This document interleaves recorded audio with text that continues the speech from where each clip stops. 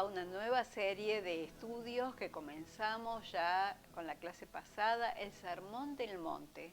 Mateo 5, 6 y 7, tenemos allí este corazón de las Escrituras que nos dicen realmente las leyes del reino, cómo conducirnos, las evidencias de ese comportamiento y del reino de Dios entre nosotros. Todo eso lo vamos a estar viendo clase a clase.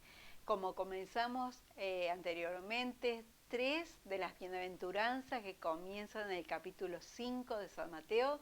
Bueno, aquí vamos a seguir escalando esos peldaños que nos llevan a una felicidad completa, es decir, todas las bienaventuranzas, los que son dichosos de cumplir estas leyes del reino de Dios. Y bueno, vimos 3 de estas leyes: los pobres en espíritu, aquellos que son mansos, aquellos que están buscando la paz, es decir, los hijos de Dios que quieren hacer su voluntad completa y bueno, que se sujetan a las leyes del reino, como dijimos. Bueno, las bienaventuranzas dijimos que teníamos la 4, por decirlo así, el cuarto escalón, y nos habla de los apetitos benéficos. Pero antes de comenzar, ¿qué les parece si hacemos una oración para que justamente esos apetitos que realmente son benéficos, que nos benefician, que nos ayudan y de parte de Dios se vean en nuestra vida, se manifiesten? ¿Qué te parece? ¿Oramos?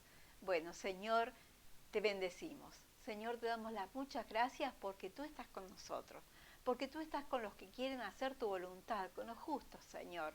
Gracias, Padre. Gracias por aquellos que están conectados, por aquellos que han abierto su hogar y también su corazón, Señor, para escuchar tu palabra. Yo sé que van a ser bendecidos hoy en tu nombre, Señor. Lo pedimos todo. Gracias. Amén y amén. Qué bueno es Dios. Bueno, para enseñarnos todo esto, y hablábamos de apetitos benéficos, pero ¿por qué quise hacer la oración después? Porque justamente estos apetitos benéficos, vamos a ver cuáles son. Bueno, dice, bienaventurados, el versículo 6 del capítulo 5, dice, bienaventurados los que tienen hambre y sed de justicia, porque ellos serán saciados. Está la promesa de que a ellos se les va a cumplir lo que desean. ¿Qué cosa? Los que tienen hambre y sed de justicia, a ellos se les cumplirá esa justicia. Y bueno, pensando en esto, en el hambre y la sed, que son signos vitales, ¿verdad? Es decir, una persona que tiene hambre y sed primeramente está viva, ¿no es cierto? Y si no tuviéramos estos signos vitales, comeríamos a cualquier hora, no nos importaría si comemos, si no comemos, no seríamos advertidos aún de la sed. Y saben que esto sería realmente signos de que una persona está muriendo. Pero una vez se pregunta, ¿y cómo voy a despertar al hambre y la sed? Bueno, en el caso de las cosas espirituales, es buscando a Dios, es procurando acercarse más a Dios, porque de esa manera vamos a ser atraídos y seducidos por el Espíritu Santo. Y bueno, como dice aquí la Escritura, tener hambre nos lleva a buscar la comida. Entonces, si nosotros, al igual espiritualmente, ¿no es cierto?, nadie comería de la palabra de Dios si no sintiera hambre. Nadie bebería del Espíritu, ¿no es cierto?, si no tuviera sed espiritual. Bueno, y saben que pensando en esto, en San Juan capítulo 7, estaba mirando estos pasajes, un pasaje tan precioso, dice, en el último y gran día de la fiesta, Jesús se puso en pie y alzó la voz, diciendo, lo encontramos en 7:37 para los que siguen la escritura. 7:37 dice, ¿qué dijo Jesús en alta voz? Si alguno tiene sed, venga a mí y beba. Es decir, que primero había que tener sed. Dice, el que cree en mí, como dice la Escritura, de su interior correrán ríos de agua viva. Esto dijo de los que creyesen en él, pues no había venido el Espíritu Santo, porque Jesús no había sido aún glorificado. Es decir, si alguno tiene sed, venga al Señor. Es decir, que si no tenés sed, no va a despertarte justamente ese deseo de ir a Jesús. Y Jesús es el único que puede suplir. Lo vemos en tantos ejemplos, como la mujer samaritana, por ejemplo, que nos muestra en San Juan capítulo 4. Esta mujer había probado agua de muchos pozos, por así decirlo, y nada había saciado su sed. Pero en este caso venía a buscar siempre al mediodía, cuando no había nadie, cuando nadie la podía juzgar, porque era una mujer que había vivido con muchos hombres y con el que estaba no era su marido. Así que no quería que nadie la juzgara más y hablara mal de ella. Entonces, para evitar el chusmerío, entonces ella venía a la siesta, ¿se imaginan? En pleno desierto, a buscar el agua que era vital para su vida, su familia.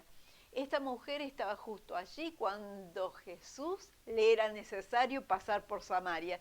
Y allí esta mujer se quedó impactada porque Jesús comenzó a dialogar con ella, cosa que los hombres no hablaban con las mujeres, y menos el caso de esta mujer. Pero Jesús inmediatamente supo y sabía, por eso tenía necesidad de ir a verla, y supo la necesidad que ella tenía y buscó la manera de llegar a ese reconocimiento.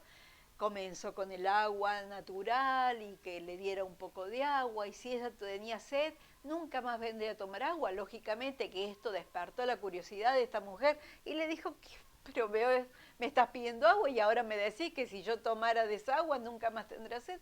¿De dónde la vas a sacar? ¿Cómo la vas a sacar? No tenés nada. Y Jesús le dijo, oh, y si supieras quién está hablando con vos, si supieras, mujer, entonces realmente se solucionaría la necesidad de tu alma.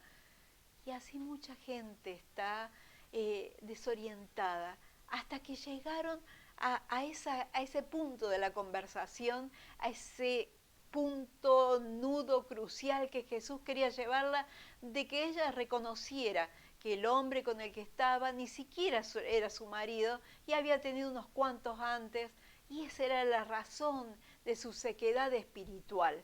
Así que cuando ella reconoció que él era un profeta, salió corriendo, dejó las tinajas allí, fue corriendo a toda la gente del pueblo, que no quedaba cerquita, quedaba a unas cuantas cuadras, por decirle así, y se fue al pueblo corriendo, golpeando las puertas de aquellos que la juzgaban, de aquellos que la criticaban, de aquellos que hablaban siempre mal de ella. Sin embargo, se animó a golpear la puerta de sus casas diciendo, he encontrado un hombre, un profeta que me ha dicho todo lo que yo era, me ha dicho todo lo que uno necesita saber, que Él es el agua de vida. Así que podemos beber, pero solamente tenemos que llegar a ese reconocimiento. Para llegar a ese reconocimiento debemos acercarnos a Jesús y Él promete darnos vida, vida abundante. Entonces esa agua que está en nuestro interior va a comenzar a correr, a fluir y contagiar a otros, como esta mujer lo hizo con toda la gente de Samaria, y vinieron todos y dicen, ya no creemos solamente por el dicho de ella, sino porque nosotros lo hemos comprobado. Jesús se quedó 2 días más en ese lugar ofreciendo esta agua de vida. Así que aquellos que necesitan el agua, que tienen hambre y sed, serán saciados. Estos son, como dijimos recién, los que desean el gobierno justo y equitativo de Dios. En este tiempo que estamos viviendo de tantas injusticias y que no hay equidad, porque están allá los ricos, acá los pobres, ya ni siquiera hay medio. Así estamos, no hay equidad, nadie se fija en la justicia realmente, nadie demanda la justicia tampoco, porque no existe. Entonces como que nadie pide justicia, pero solamente la encontramos en Dios. Y podemos encontrar una parábola que siempre nos habla de esto, que lo puedes encontrar en Lucas capítulo 18, la parábola de la viuda y el juez injusto, ¿no? Y dice que había en la ciudad allí una viuda, le contó Jesús a todos los que les preguntaban sobre orar y desmayar, y esta viuda venía siempre al juez y le decía que le hiciera justicia. Y este hombre malvado, duro, no quería saber nada. Dice, como esta mujer me seca la cabeza, dice, le voy a hacer justicia, ¿no? Eh, Porque la viuda insistía, insistía y estaba hablando de la oración. Pero me llamó la atención en el versículo 7, dice, ¿y acaso Dios no hará justicia a sus escogidos que claman a Él de día y noche? ¿Se tardará en responderles? Os digo que pronto les hará justicia.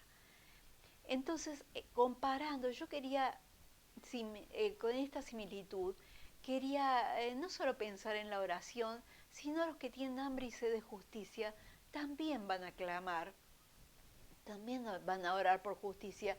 ¿Y acaso Dios no nos hará justicia? ¿Ustedes piensan que Dios va a pasar por alto, o sea, esas oraciones que dice se tardará en responderles?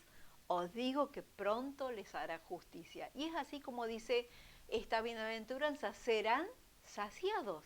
Esta es la promesa de Dios, porque Él contestará su clamor. Así que la justicia de Dios la verán muchos. Y pasamos a la próxima, misericordia, en el versículo 7. Bienaventurados los misericordiosos, porque ellos alcanzarán misericordia. Qué tremendo, me gusta muchísimo esta bienaventuranza. Y cuando lo enseñamos, recordamos que tiene dos palabras etimológicas, misericordia, ¿no? Una palabra larga y tiene dos orígenes, por decir así, dos raíces etimológicas, que son miseria y corazón.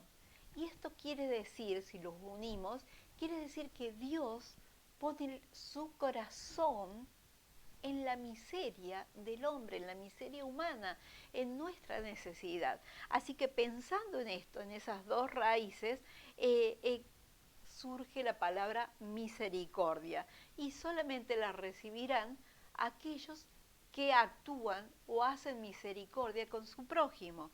Así que podemos encontrar un pasaje también hermoso acerca de la misericordia de Dios, y Jesús lo usó mucho en parábolas. Y tenemos en el capítulo 10 de San Lucas también, y hay allí una historia que te va a remontar tal vez a la niñez a algunos, y otros que también la han oído porque es conocida por todos, la del buen samaritano. Recién les contaba de la samaritana, una mujer necesitada, ahora el buen samaritano. ¿Por qué? ¿Qué nos cuenta la historia allí desde el versículo 25 en adelante? Nos dice de un hombre que ¿por qué surgió esta parábola? Porque Jesús quería explicarles algo a aquellos que les preguntaban, y todos le preguntaban quién es el prójimo para hacer de misericordia, quién es aquel que necesita de otro, del prójimo, quién es el prójimo. Y entonces Jesús desarrolla toda una parábola solamente para explicarles quién es el prójimo. Así que recordando esto, algunos desde la niñez, porque se lo han enseñado de cuando eran chiquitos en escuelas bíblicas, y también a otros que tal vez en lo secular se dice, ¡ay, qué te haces el buen samaritano! O aquel es un buen samaritano. Pero surge desde aquí, de la Biblia misma, Jesús lo enseñó. Y ¿saben qué? Un hombre como tantos de nuestra ciudad, que andaba por allí, un mercader tal vez, un hombre que recorría los caminos, y aparecen dos sinvergüenzas, dos chorros, llámenle como ustedes quieran. Pero en ese momento vinieron y lo asaltaron, lo golpearon, como hacen en tantas entraderas, como hacen día a día. Escuchamos historias que nos dejan petrificados, porque hay gente que dice, yo lo escuchaba por la televisión, pero nunca pensé que podríamos vivirlo, que podíamos pasar por algo semejante y nos toca ahora de cerca. Bueno, este hombre cayó en manos de estos asaltantes, de estos sinvergüenzas, que no solamente tal vez lo dejaron sin nada, sino que lo golpearon y lo dejaron casi muerto. Es posible que lo dejaron pensando que lo habían matado, pero allí quedó y vino, pasó por allí un sacerdote. Y entonces lo vio y dijo, no, yo no puedo, no me puedo comprometer de esta situación, etc. Después pasó un levita y entonces allí, o un escriba, entonces le habrá dicho, no te metas, ¿no? El no te metas. Es mejor no te metas porque si vos decís que sos testigo de algo que viste, ¿qué va a suceder? Tenés que ir a la policía, tenés que pasarte toda la mañana, toda una tarde, horas allí, y después, ¿para qué? Para nada, porque en realidad no hacen nada, nunca se hace justicia, como habíamos visto anteriormente. ¿Y qué puedo decir? Pasó allí un samaritano, que no tenía, pasaba porque usaba el camino, pero iba de paso, dice. Sin embargo, él se detuvo, aunque iba de paso. Muchas veces estamos ocupados, muchas veces nos queremos meter, muchas veces nos compromete, pero este iba de paso y sin embargo se paró porque vio una necesidad.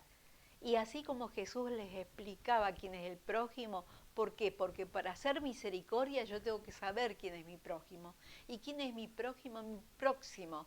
Este hombre se acercó, no solo lo curó, lo atendió en los primeros auxilios, por decir así, sino que lo llevó a un lugar donde también lo podían seguir atendiendo, porque no es solo hacer lo primero o llamar a la policía y nada más, sino continuar. Este hombre continuó, dejó pago para que él pudiera estar en esa posada y para que lo cuidaran, y dijo, de regreso por este camino, posiblemente lo hacía trabajando, no sé, dice, yo te voy a pagar si algo él quedó debiendo. Entonces Jesús les pregunta, ¿quién pensás que actuó con misericordia y quién fue el próximo? ¿Quién fue el prójimo? Y bueno, de esta víctima. Y entonces le dijeron, el que actuó de misericordia, ese fue el samaritano. Y saben que Jesús les dijo, bueno, anden, vayan ustedes y hagan lo mismo.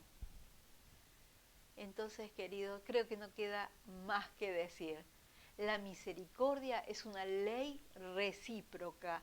Yo doy misericordia y la promesa de Dios es que yo voy a tener misericordia. Ahora, no puedo pretender tener misericordia si nunca actúo con misericordia a mi prójimo, ¿verdad? Bueno, eso enseña esta parábola. No es lástima, es bondad. No es lástima, porque algunos podrían decir, ah, bueno, pero te dio lástima. No, lástima a lo mejor le podés tener a un perrito, pero no a tu prójimo. La próxima y la última que vamos a ver hoy es la pureza. Y este está en el versículo 8. Bienaventurados los de limpio corazón, porque ellos verán a Dios.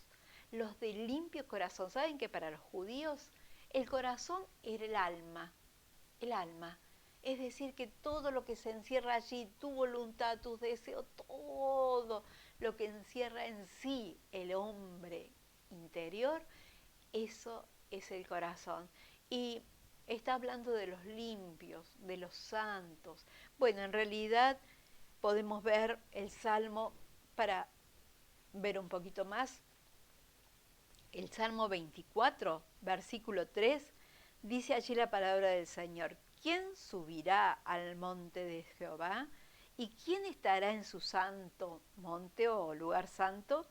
el limpio de manos y puro de corazón, el que no ha elevado su alma a cosas vanas, ni jurado con engaño, él recibirá bendición del Señor y justicia del Dios de salvación. Así que también hace la promesa aquí de los limpios de corazón y te dice limpios de manos y puros de corazón. Ustedes estarán pensando, sí, nuestros gobernantes, aquellos que nos dirigen, no podrán decir que son limpios de manos, ¿verdad? Ni puros de corazón, porque hacen tanto daño al pobre, al necesitado. Y esto nos duele en el alma, en el corazón, porque realmente un puro es un limpio de manos, aquel que no tiene nada que se le haya pegado ajeno, aquel que no puede decir yo sabía y me hice el sonso, miré para otro lado.